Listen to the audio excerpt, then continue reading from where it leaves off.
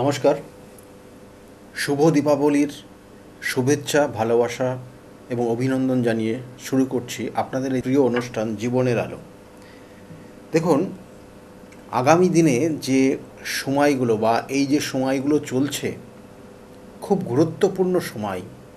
এই দীপাবলির 5টা দিন, যেটা শুরুই হয় ধনতেরাস থেকে শুরু হয়, অর্থাৎ ধনত্রয়োদশীর থেকে শুরু হয় এবং দ্বিতীয়া তিথি পর্যন্ত প্রত্যেকটা দিন তার গুরুত্বপূর্ণ জায়গা নিয়ে নেবে। এবং এই সময়ের মধ্যেই যেমন ধনতেরাস চলে, তারপরে চলে ভূত চতুর্দশী, তারপরে দীপান্বিতা কালী পূজা, এবং তারপরের দিন দেওয়ালি, এবং তারপরের দিন দ্বিতীয়া তিথি। এই 5টা দিন প্রত্যেকের কাছে একটা গুরুত্বপূর্ণ জায়গা নেয়। কারণ এই দীপান্বিতা কালী পূজা, অর্থাৎ মা কালী হলেন সনাতন ধর্মের প্রধান দেবী, এবং বলা হচ্ছে যারা শক্তির আরাধনা করেন তাদের কাছে প্রথম এবং পরম আরাধ্যা দেবী হচ্ছেন মা কালী। এবং তিনি শ্যামা বা আদ্যাশক্তি রূপে বা আদ্যাশক্তি মহামায়া রূপে বিভিন্ন ক্ষেত্রে পরিচিত।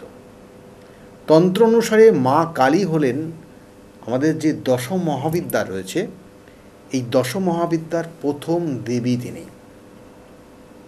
তার গুরুত্ব অপরিসীম এবং বিশ্ব ব্রহ্মাণ্ডকে তাঁর দ্বারাই সৃষ্ট। সেই জন্য কালী শব্দের অর্থ হচ্ছে কালকে নিয়ন্ত্রণ করেন যিনি, তিনিই হচ্ছেন কালী।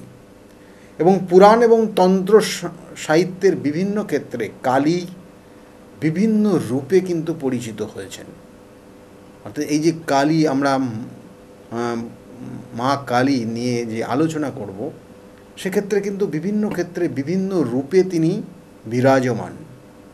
সেই জন্য বলা হচ্ছে একদিকে তিনি দক্ষিণা কালী, আবার কখনো তাকে মহাকালী রূপে পরিচিত হচ্ছেন, কখনো শ্মশান কালী রূপে পূজিত হচ্ছেন, কখনো গুহ্যকালী রূপে পূজিত হচ্ছেন, কখনো ভদ্রকালী রূপে পূজিত হচ্ছেন, কখনো মহাকালী রূপে তিনি পূজিত হচ্ছেন, কখনো বলা হচ্ছে আদ্যা কালী রূপে পূজিত হচ্ছেন, কখনো কিন্তু চামুণ্ডা কালী রূপে আবার তিনি পূজিত হচ্ছেন।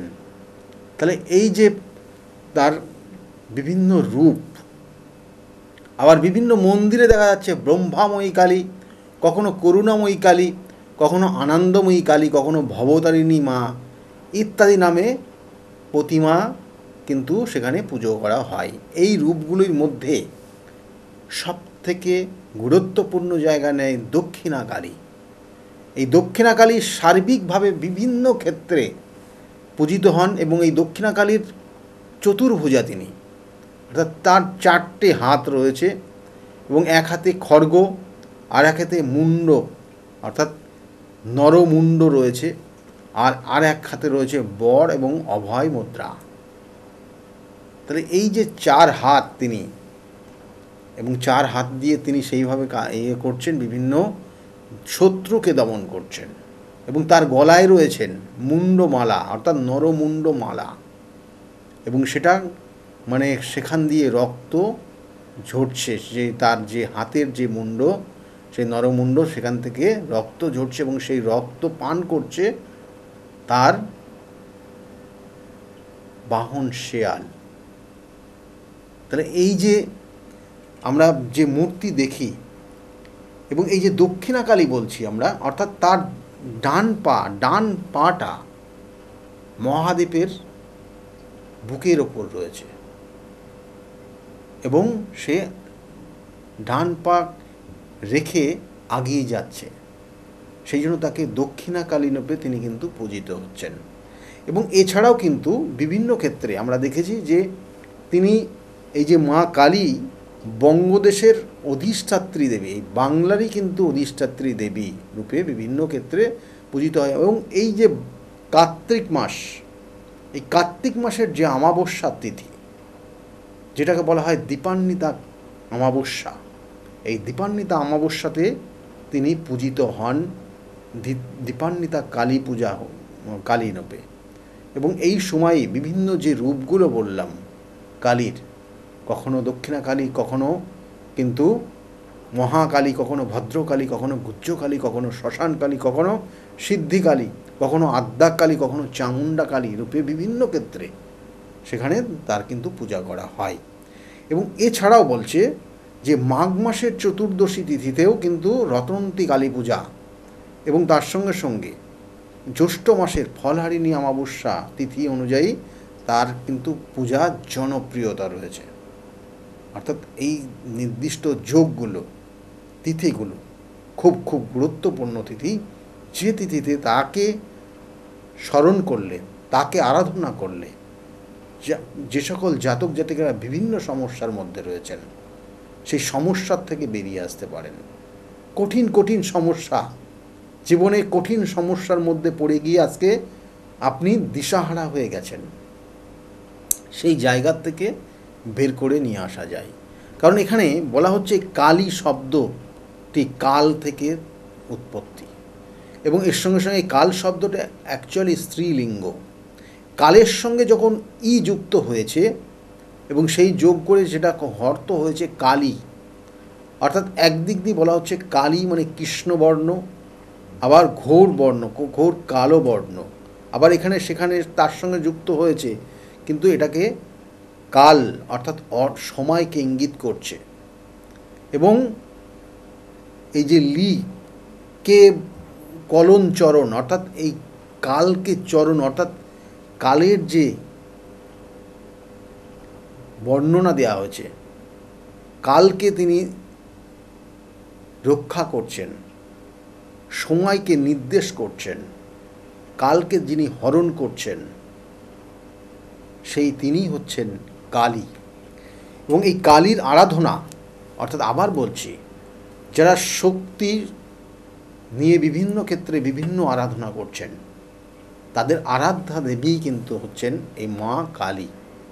এবং এর যে বিভিন্ন যে বর্ণনা, মায়ের এই যে বর্ণনা বিভিন্ন ক্ষেত্রে বিভিন্নভাবে রয়েছে, কারণ দেবীর আবির্ভাব সম্পর্কে কালিকা পুরাণ এবং দেবী ভাগবত পুরাণ এবং তন্ত্রশাস্ত্রের বর্ণিত আছে যে মহিষী কাশ্যপ এবং প্রজাপতি দক্ষ কন্যা দিতির পুত্র শম্ভ এবং নিঃশম্ভ ভগবান শিবের আশীর্বাদে সকল পুরুষদেরকে, অর্থাৎ সকল পুরুষ দেবতারা যারা ছিলেন তাদেরকে কিন্তু বিভিন্ন ক্ষেত্রে অত্যাচারিত করছিল, এবং স্বর্গলোক আক্রমণ করে এবং দেবতাগণ পরাজিত হয়ে বিতাড়িত হতে লাগলো যখন, তখন সেই পরিস্থিতি সামাল দেওয়ার জন্য কিন্তু এই আদ্যার শক্তির মহামায়ার কিন্তু আবির্ভাব, তাকে শরণাপন্ন হয়েছিলেন সমস্ত দেবতারা।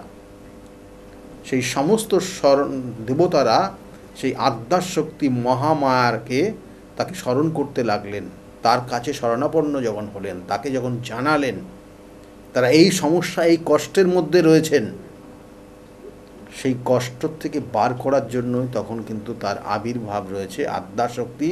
কখনো সেখানে দুর্গা রূপে আবির্ভূত হয়েছেন, এবং নিঃশুম্ভ এবং নিঃশম্ভর যে সেনাপতি ছিল সেই ধূম্রলোচনকে মা সিংহের গর্জন দ্বারা তিনি কিন্তু বিনাশ করেছিলেন। এবং এর সঙ্গে সঙ্গে শুম্ভ নিঃশুম্ভকে বধ করেছিলেন, যেটা কৌশিকী রূপে আবির্ভূত হন, এবং তার কোষ থেকে আবির্ভূত হন মা কালী। অর্থাৎ এই মাতা কৌশিকীর থেকেও কিন্তু তার আবির্ভাব রয়েছে, এবং সেখানে মা কালী। অর্থাৎ সেই জন্যই বলা হচ্ছে এই যে মা কালী, অর্থাৎ এই দীপান্বিতা কালী পূজা অমাবস্যার তিথি, মানুষের জীবনে বহু শত্রুতার জায়গা রয়েছে। শত্রুতার কারণে আজকে আপনি গৃহবন্দী পর্যন্ত হয়ে গেছেন, শত্রুতার কারণে আজকে আপনি নিঃস্ব হয়ে গেছেন, শত্রুতার কারণে আপনি আপনার জীবনের যে সচল অবস্থাটা ছিল সেই সচল অবস্থাটা আপনি নষ্ট করে ফেলেছেন। সব কিছু শত্রুতার কারণে হয়েছে। হয়তো আপনি ভালো আছেন, আপনাকে দেখে বড় মানুষ হিংসা করছে, তাদের বিভিন্ন ক্ষেত্রে হিংসায় যা জর্জরিত হয়ে পড়ছে, এবং আপনি তার কুফলটা ভোগ করছেন। যদি হয় তাহলে অবশ্যই এই দীপান্বিতা কালী পূজা, যে কালী, মহাকালী, সেখানে মহাদেবের অবস্থান রয়েছে, যে কালী মহাকালী, সেই মহাদেবের শরণাপন্ন হয়ে মহাদেবের সহযোগিতায় সেখানে কিন্তু সমস্ত ধরনের শত্রুকে তিনি দমন করেছেন। এবং সেক্ষেত্রে আমাদের বিভিন্ন ক্ষেত্রে বিভিন্ন যে শাস্ত্র রয়েছে সেখানে দেখলেই কিন্তু এটা আমরা পাই। তা যাই হোক, এখানে বিশেষ করে বলা হচ্ছে যে এই কালী পূজাতে আপনাদের ক্ষেত্রে যারা বলবো যে অবশ্যই প্রদীপ জ্বালাবেন। প্রদীপ কিন্তু খুব গুরুত্বপূর্ণ এই কালী পূজাতে, এবং সেটা তিথি নক্ষত্র দেখে বিভিন্ন সময় বিভিন্ন ক্ষণে সেই প্রদীপের বিভিন্ন, অর্থাৎ ওই প্রদীপের মধ্যে আপনি কি দিচ্ছেন সেটাও কিন্তু খুব গুরুত্বপূর্ণ। সেই জন্য এই কালী পূজার দিন বা তার আগের দিন অর্থাৎ ত্রয়োদশী তিথি, ভূত চতুর্দশী তিথি এবং অমাবস্যার তিথি, এই কটা দিন অবশ্যই আপনি আপনার গৃহে প্রদীপ জ্বালান। এবং যদি আপনি শত্রুর দ্বারা ক্ষতবিক্ষত হয়ে যান তাহলে অবশ্যই দক্ষিণ দিকে মুখ করে আপনি, বলা হচ্ছে তিলের তেলের প্রদীপ, মাটির একটা কোনো প্রদীপের মধ্যে দিয়ে সেই প্রদীপটা জ্বালিয়ে দিন। দেখবেন যে আস্তে আস্তে আস্তে আস্তে আপনাদের জায়গাগুলো ভালো হবে। কেউ বাড়িতে যদি খুব অসুস্থ অবস্থায় রয়েছেন তাহলে সেক্ষেত্রেও কিন্তু আপনি ওই দিন যমের উদ্দেশ্যে দক্ষিণ দিকে প্রদীপের মুখ করে রেখে সেই প্রদীপ যদি জ্বালতে পারেন তাহলে সেই জাতক বা সেই জাতিকা যিনি অসুস্থ রয়েছেন তার সুস্থতা কিন্তু অনেকটা ফিরে আসবে। এবং এই যে, আবার বলছি, এই যে নির্দিষ্ট তিথিটা চলছে, এই নির্দিষ্ট তিথিতে যে কটা দিন রয়েছে, আমরা প্রথম যে দিনটা পাই সেটা হচ্ছে ত্রয়োদশী তিথি, ধনতেরাস। আপনারা জানেন এই ধনতেরাসে আমরা বিভিন্ন ক্ষেত্রে সম্পদকে বাড়ানোর চেষ্টা করি, যা আছে তার থেকে যাতে বাড়ে, সেই জন্য অনেক ক্ষেত্রে অনেক মানুষ বিভিন্ন ধরনের জিনিস কেনেন। সেখানে সোনা হতে পারে, রূপো হতে পারে। আমি বিগত দিনে একটা জিনিস বলেছিলাম যেটা কিনে অবশ্যই করবেন, যে করণ ক্রিয়ার মধ্যে আপনার আগামী জীবনের কিছু শুভ ফল প্রাপ্তির যোগ রয়েছে, এবং সেটা অবশ্যই করবেন। যদি আপনারা না দেখে থাকেন তাহলে বিগত দিনের ভিডিওগুলো দেখবেন, তার মধ্যে পেয়ে যাবেন। ডক্টর গৌতম শাস্ত্রী সার্চ করবেন, সেখানে গত ভিডিওর মধ্যে এটা পাবেন। এবং তারপরের দিন হচ্ছে ভূত চতুর্দশী তিথি।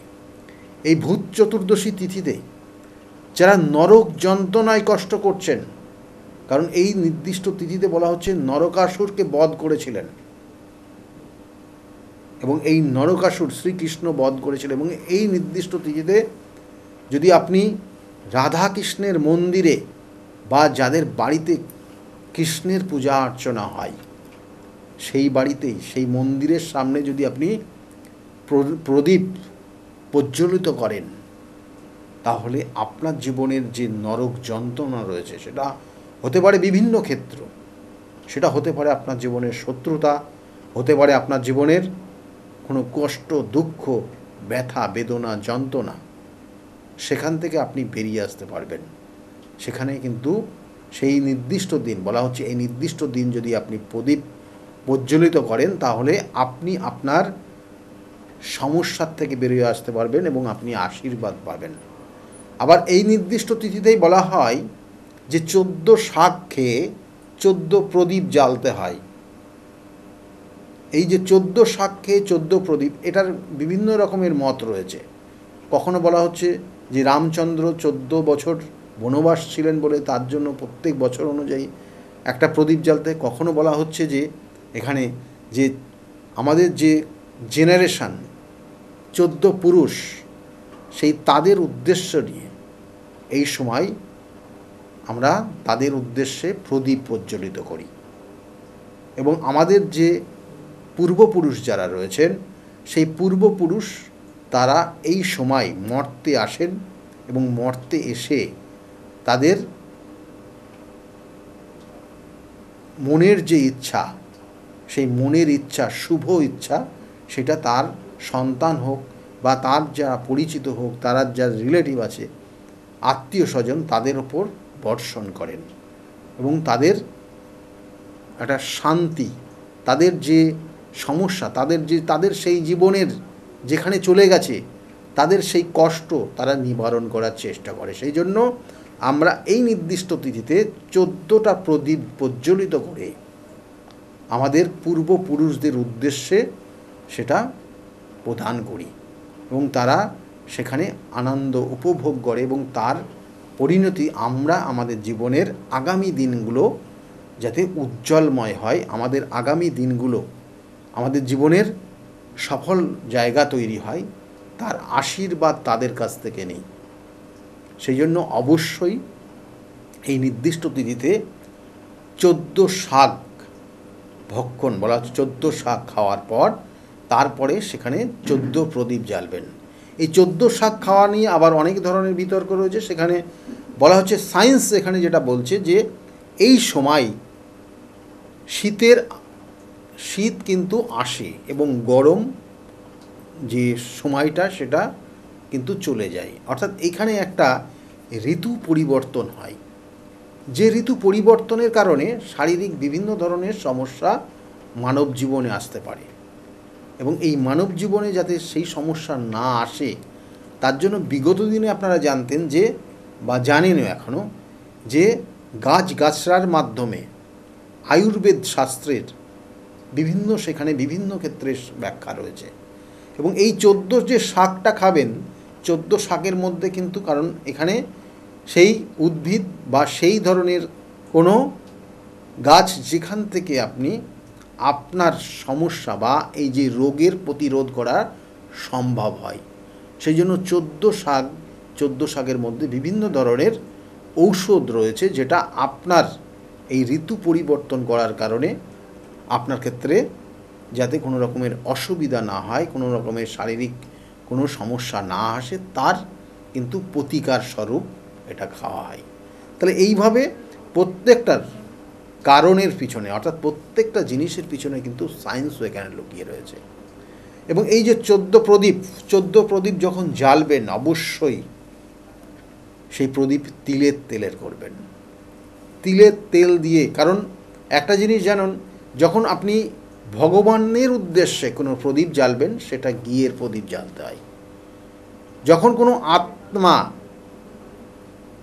কোনো সেই আত্মার উদ্দেশ্যে যে প্রদীপ জ্বালবেন, সেই প্রদীপটা অবশ্যই হতে হয় তিলের।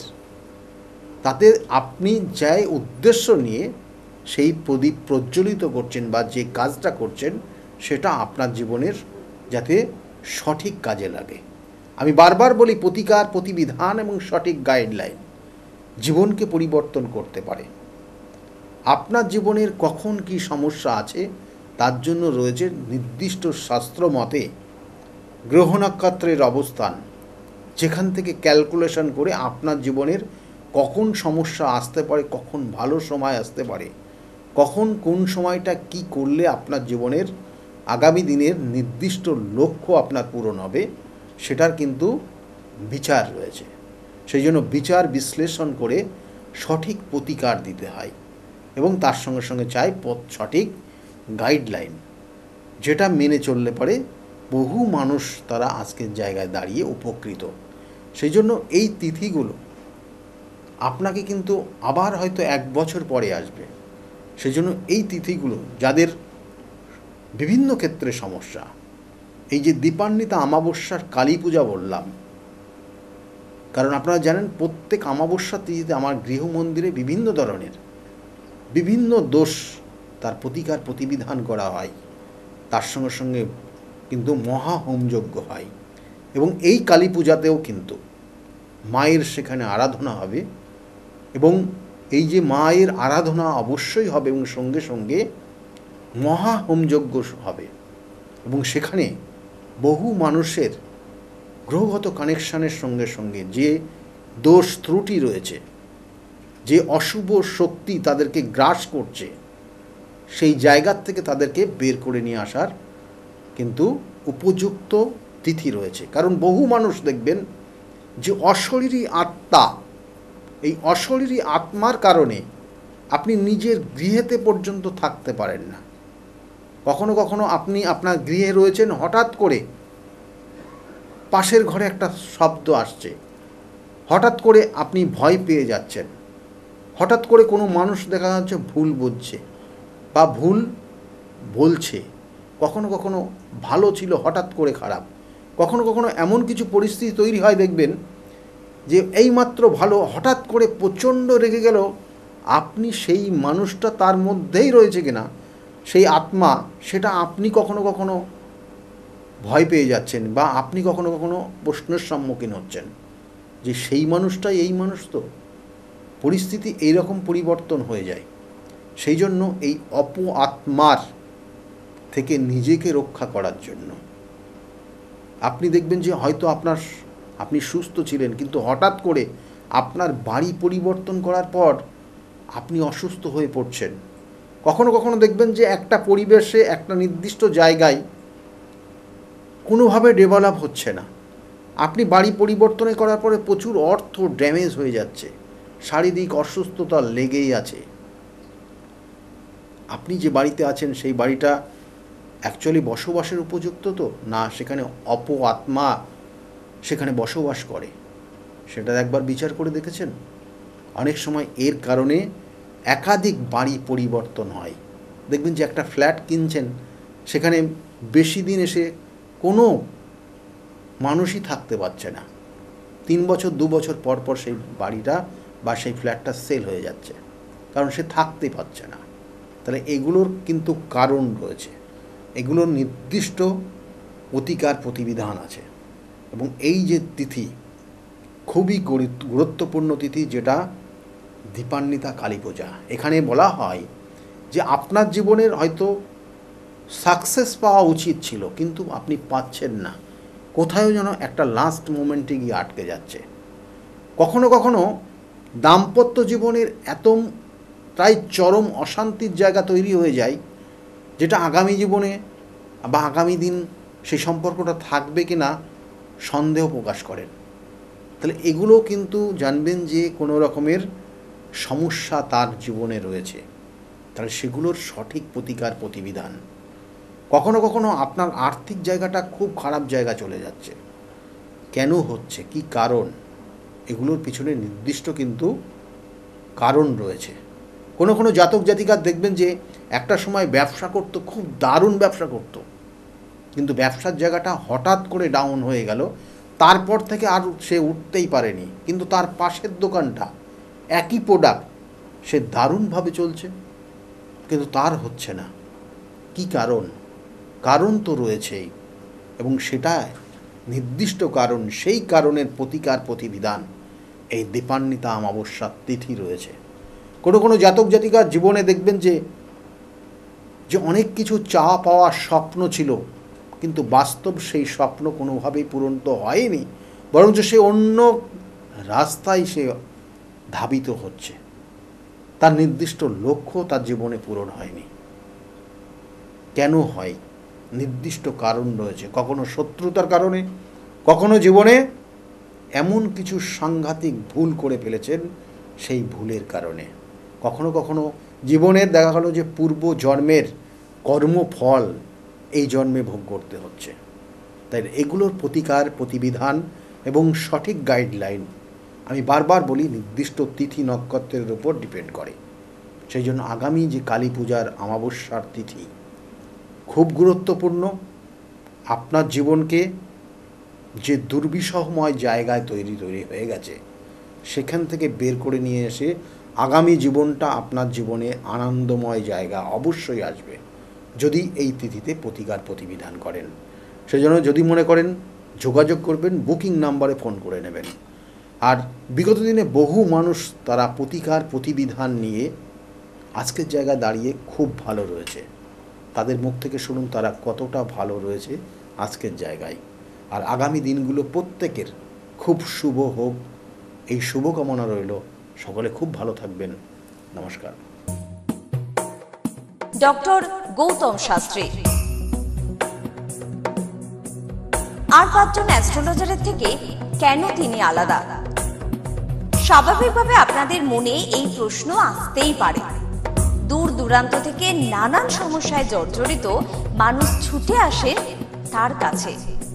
গ্রহদোষ হোক কিংবা কাল সর্পদোষ, অথবা ধরুন মাঙ্গলিক দোষ কিংবা অন্য যে কোনো সমস্যা, তারা জানেন সব সমস্যা স্থায়ী সমাধানে এক এবং অদ্বিতীয় ডক্টর গৌতম শাস্ত্রী।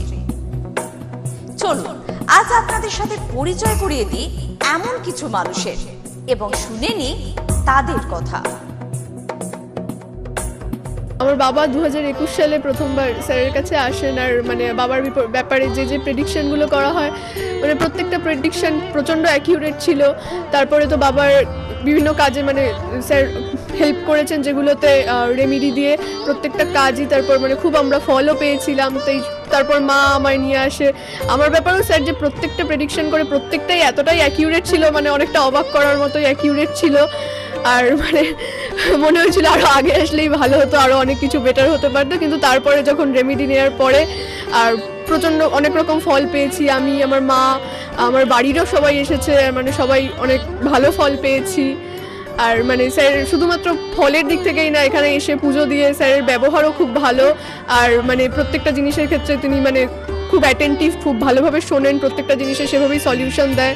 তো আমি এসে তো খুব ভালো ফল পেয়েছি। আপনারা যদি দেখে থাকেন, আসবেন, মানে অবশ্যই ফল পাবেন। অনুপ চন্দ্র, আমি ডক্টর গৌতম শাস্ত্রী স্যারের সাথে বিগত 6 বছর ধরে মানে যোগাযোগে আছি। আমি যখন কলেজে স্টুডেন্ট ছিলাম তখন থেকে স্যারের কাছে কনসালটেশন নেই। পড়াশোনাতে ওনার গাইডেন্সের মাধ্যমে আমি বিটেক কমপ্লিট করি, তারপরে আরও কিছু পড়াশুনো করছি এখন। সাথে সাথে কেরিয়ারে ওনার প্রচুর গাইডেন্স পেয়েছি। ওনার গাইডেন্সের মতো আমি এখন একসাথে 3খানা ব্যবসা প্যারালালি রান করছি। 3টেই কিন্তু ইন্ডিয়ার বাইরে, নট অনলি ইন ইন্ডিয়া, 3টেই ইন্ডিয়ার বাইরে। এখন একটা ছোট অ্যাচিভ করেছি। রিসেন্টলি আমি একটা গাড়ি কিনেছি, যেটা Volkswagen কোম্পানি, 25 lakhs অ্যান্ড অ্যাবাভের। পরবর্তীকালে বেশ কয়েকটা গোল আছে। স্যারের গাইডেন্সের মাধ্যমে সেই গোলসের ওপরে আমি টাইম টু টাইম কাজ করছি। ওনার কনসালটেন্সিটা এতটাই ভালো কি আপনাকে উনি মান্থ টু মান্থ বলতে পারেন কি কোন সময়ে আপনি কিভাবে রিঅ্যাক্ট করবেন, কিভাবে এক্সিকিউট করবেন নিজের কাজ। যদি আপনি সেই কাজগুলো সেই ওনার কথা অনুযায়ী আপনি যদি এক্সিকিউট করেন, ডেফিনেটলি আপনার গোলটাও টাইম মতো কমপ্লিট হবে। আর আমি সবাইকে এটাই বলবো, যদি আপনারা বিশ্বাস করে আসেন তবেই কিন্তু হবে। যদি বিশ্বাস থাকবে না থাকে তাহলে কিন্তু কোনো কিছু হবে না। আপনাকে সেই বিশ্বাসটা রাখতে হবে। নমস্কার, আমি শ্রাবণী দাস, আমি হালিশহর থেকে আসছি। স্যারের এখানে আমি খুব বেশি দিন আসছি না, তবে আমার ফ্যামিলির অনেককে নিয়ে আমি এখানে এসেছি। এখানে এসে স্যারের কাছ থেকে আমি অনেকভাবে উপকৃত হয়েছি। যেমন আমার এক কাজিন, ওর অফিসের কোনো প্রবলেম হচ্ছিল, ও কোনোভাবে সিটি হচ্ছিল না অফিসের কোনো কাজের। স্যার বলেছিলেন যে ও পুরনো যেখানে কাজ করছে সেখান থেকেই ওর কাজ, আবার ওখান থেকে ওকে ডাকবে এবং সেখানেই ওর স্থিতি হবে। সেটাই হয়েছে। আবার আমার আরেক রিলেটিভের গাইনিক কোনো প্রবলেম হচ্ছিল, সেই প্রবলেমও উনি যা বলেছিলেন যে সেই প্রবলেম ঠিক হয়ে যাবে, সেই প্রবলেম ঠিক হয়ে আমাদের ফ্যামিলিতে এখন নতুন একজন মেম্বার আসছেন। এই জন্য আমরা খুব খুশি। ওনার কাছ থেকে এসে, ওনার কাছে এসে আমরা নানাভাবে অনেকভাবে উপকৃত হচ্ছি। স্যারের কাছে আমি 2019 সাল থেকে আসছি।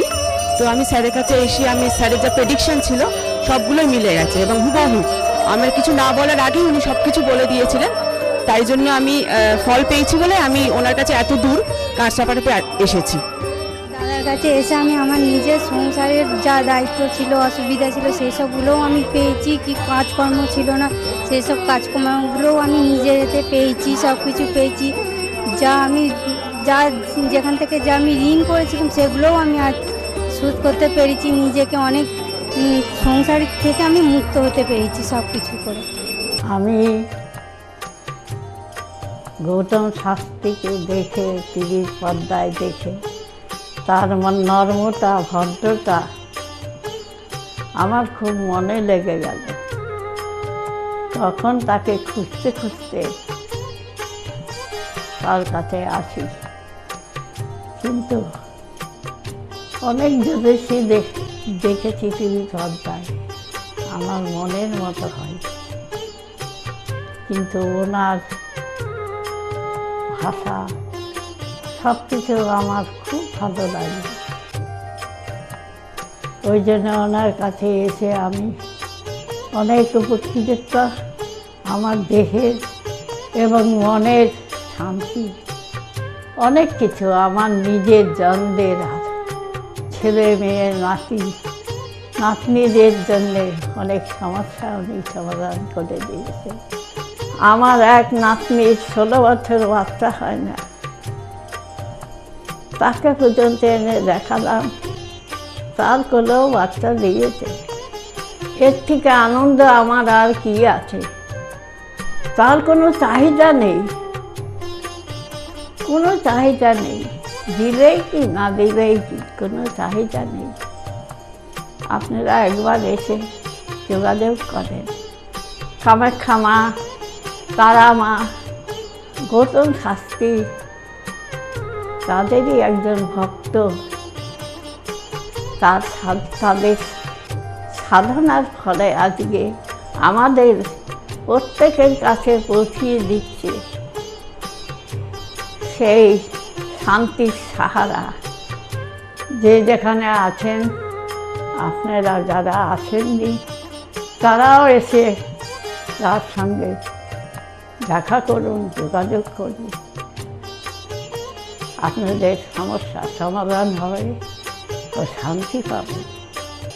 আমি তো খুব ভালোবাসি, অন্তর থেকে ভালোবাসি, কেন আমি তো উপকৃত।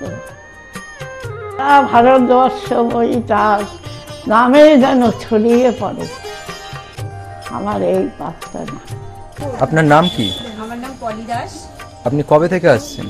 আমি 4 বছর হয়ে গেল এখানে আসছি। আচ্ছা, আপনি যে এতদিন ধরে আসছেন, আপনি কোনো কাজ পেয়েছেন? অবশ্যই। হ্যাঁ, প্রথমে আমার মেয়েকে আমি পড়াশোনার ব্যাপারে, ওর যাতে পড়াশোনায় মন আসে এইসব ব্যাপারের জন্য এসেছিলাম। আস্তে আস্তে দেখলাম আমার মেয়ের অনেক ইমপ্রুভ হচ্ছে।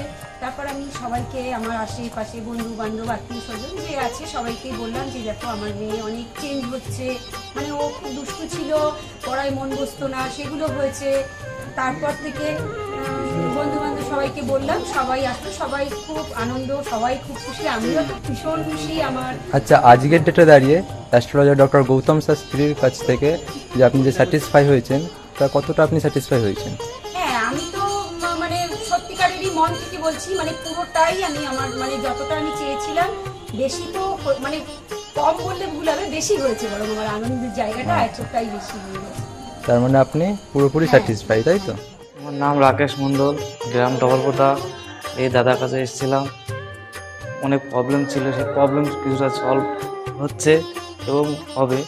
এই অমাবস্যার দিন এই যজ্ঞ হচ্ছে, অনেক দূর দূর থেকে মানুষজন আসছে, কাজ হচ্ছে বলে সবাই তো আসছে, আমিও এসছি, আবারও আসবো। নমস্কার, আমি জয়িতা গুহ। আমি গত এপ্রিল মাস থেকে খুব সমস্যায় পড়েছিলাম। আমার কাজের দিক থেকে সমস্যা ছিল, বসের সাথে এবং পারিপার্শ্বিক আমার যে কলিগরা ছিল তাদের সাথে খুবই সমস্যা জড়িত হয়েছিলাম। তো তারপরে সেই কাজটা আমি আর অবশেষে টিকিয়ে রাখতে পারিনি, সেটা আমাকে বাধ্য হয়েছিলাম আমি সেটা ছেড়ে দিতে। তারপরে একটা খুব আর্থিক দিক থেকে খুব ভেঙে পড়েছিলাম। তো সেই সমস্যায় জর্জরিত হয়ে বুঝতে পারছিলাম না কি করব। তো হঠাৎ একদিন টিভিতে প্রোগ্রাম দেখি ডক্টর গৌতম শাস্ত্রী, ওনার কথাবার্তা, ওনার যে উপাচারগুলো রয়েছে, যেগুলো উনি বলেন প্রতিকার, সেগুলো শুনে আমার খুব ভালো লেগেছিল। তো ওনার সাথে এসে দেখা করি, আমার সমস্ত কথাবার্তা ওনার সাথে শেয়ার করি, প্রবলেমগুলো। তারপর উনি আমাকে দেখে আমাকে কিছু বলেন আমার ব্যাপারে, তো সেগুলো একদম হুবহু মিলে যায়। তো তারপরে উনি আমাকে রেমেডি সাজেস্ট করেন, তো আমি সেই রেমেডিটা নিই, আমি ধারণ করেছি। তো ধারণ করার পর আমি আস্তে আস্তে নিজের মধ্যে একটা চেঞ্জ দেখতে থাকি। তো এবং আমি গত আগস্টের 27 তারিখে একটা জব পেয়েছি, যেটা আমার মনের মতো। এখানে আমার ডেজিগনেশন, আমার স্যালারি, আমার মনের মতো লোকেশন আমি এখানে পেয়েছি, মানে এটাতে আমি বিশেষভাবে আপ্লুত। তো সের জন্য অসংখ্য ধন্যবাদ ডক্টর গৌতম শাস্ত্রীকে। নমস্কার, আমি মেলিনা থমাস। আমি গত 1 মাস আগে থেকে ডিপ্রেশনে ভুগছিলাম এবং আমার অনেক রকম সমস্যা দেখা দিচ্ছিল। আমি আমার মায়ের থ্রু থেকে জানতে পারি ডক্টর গৌতম শাস্ত্রীর কথা এবং আমি সেখানে আমার প্রবলেমগুলো নিয়ে আসি এবং তার কথা মতো আমি প্রতিকারগুলো করি এবং সেই কথা মতো আমি চলতে থাকি। এখন আমার কাছে অনেক জবের অপরচুনিটিস আসছে এবং আমার আগের যে সমস্যাগুলো ছিল সেগুলোও গেছে। আমি সিলেকশন করছি কোন জবটা করব এবং যে কোনো একটা জব আমি সিলেক্ট করব এবং আগেও আমি ডক্টর গৌতম শাস্ত্রীকে অনেক ধন্যবাদ জানাচ্ছি এই আমাকে এত কিছু করে দেওয়ার জন্য। এবং আপনারা চাইলে আপনারাও আসতে পারেন নিজেদের অসুবিধা নিয়ে এবং তার কাছে এসে সমস্যাগুলো সমাধান করতে পারেন। আপনারা যদি তার কথা মতো চলেন আপনারাও আমার মতো ভালো ফল পেতে পারেন। অ্যাস্ট্রোলজার ডক্টর গৌতম শাস্ত্রীর চেম্বারে আপনি কতদিন আসছেন? আমি প্রায় 2.5-3 বছর ধরেই এখানে মানে রেগুলারলি আসছি। মোটামুটি আমার যখনই অসুবিধা হচ্ছে আমি তখন চলে আসছি। আপনি কোন চেম্বারে দেখিয়েছেন? আমি এখানকার কাছড়াপাড়া চেম্বারে। কাছড়াপাড়া চেম্বারে দেখিয়েছেন, মানে আপনি যে সমস্যাটা নিয়ে এসেছেন ওটা কি আপনার কিওর হয়েছে? হ্যাঁ, আমি প্রথমে যে সমস্যাটা পড়াশোনার সমস্যা নিয়ে প্রবলেমে পড়ে ওনার কাছে এসেছিলাম, তা মোটামুটি আমার যত দিন যাচ্ছে ইমপ্রুভ হচ্ছে আস্তে আস্তে। না আপনার কাজ হয়ে মধ্যে এসেছেন? আমি হালিশহর থেকে এসেছি। ধরো আমার নাম তো মলিনা ঘোষ, কিন্তু তোমার কি হয়েছে বলো তো, আমি দাদার কাছে অনেক বছর ধরে মানে কয়েক বছর ধরে ভালোই এসেছি। আমি অনেক বিপদে পড়েছিলাম তো, তখন আমি এক টিভি চ্যানেলে দেখে সবাই কিন্তু প্রোগ্রাম দেখে, সব সিরিয়াল দেখে, সব কিছু দেখে, কিন্তু আমি ওই সিরিয়াল সব কিছু ছেড়ে আমার এমন বিপদ হয়েছিল, আমি শুধু টিভির কাছে বসে শুধু এই শাস্ত্রী চ্যানেলগুলো দেখে দেখে আমি মনে ভাবতাম আমি কাকে মনের মতন পাবো। পেলাম যে সবাই এত চ্যানেলে, কিন্তু আমি সবাইকে দেখেছি, আমার দাদাকেই আমার খুব পছন্দ হলো। আমি খোঁজ করতে করতে করতে করতে আমি এমন বিপদ যে আমি এই বিপদে কি করে উঠবো, তখন ওই দাদার কাছে আসলাম। খোঁজ পেয়ে চিকিৎসা করতে করতে তখন দাদার কাছে এসে আমার অনেক বড় বিপদ ছিল, আমার ছেলে স্বামী সব নিয়ে আমার বাড়ির খুব অবস্থা খারাপ ছিল। আজকে ওনার কাছে এসে আমি অনেক উপকার পেয়েছি। আমি সবার কাছে বলছি, আমি এত লোক দেখছি, আমি বলি একটু যদি দাদার কাছে এসে সব ধৈর্য ধরে, কারোর বিফল হবে না, তার ফল ছাড়া বিফল হবে না।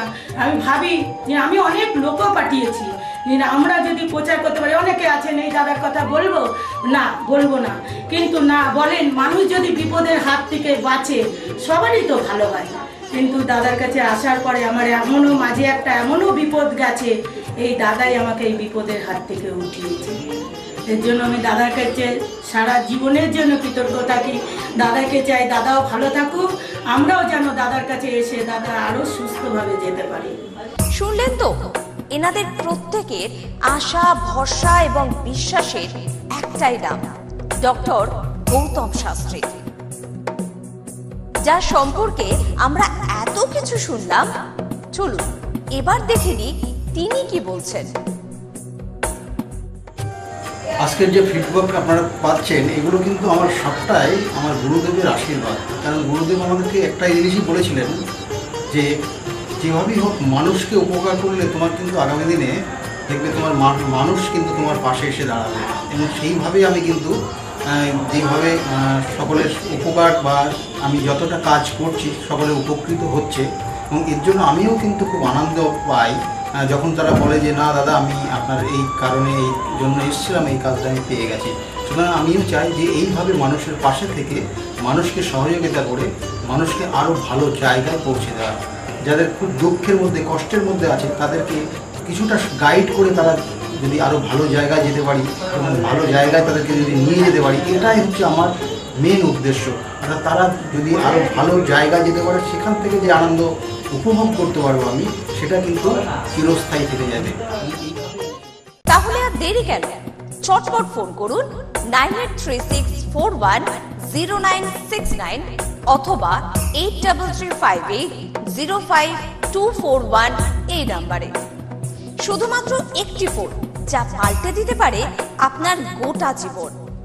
জ্যোতিষবিদ, বাস্তুবিদ, হস্তরেখা বিশারদ ও spiritual guide doctor Gautam Shastri, এক এবং অদ্বিতীয়।